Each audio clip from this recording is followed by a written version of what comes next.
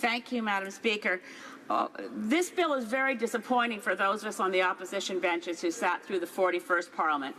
We saw a radical overhaul of the criminal justice system by the previous government in ways that undermined our criminal justice system, overloaded our jails, and passed the costs on to the provinces. And I speak of the mandatory minimums. Mandatory minimums were added to many things. I opposed them at the time. And, Madam Speaker, I really did expect that this Minister of Justice would take the issue of mandatory minimums on head-on.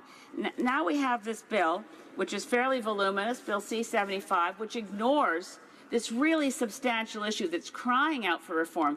I wonder if my honourable colleague has any idea why we don't see the removal of the mandatory minimum sentences that are sprinkled throughout our criminal law system. Many of them have now been struck down by the Supreme Court. Surely we should be acting to remove them. The honourable member for Surrey Newton. Thank you, Madam Speaker, and I would like to thank the honourable member and the leader of the Green Party. Madam Speaker, when the leader of the Green Party was talking about the previous government, the Harper Conservatives, I mean, their focus was building jails. But on the other hand, when we look at our government is doing a balanced approach.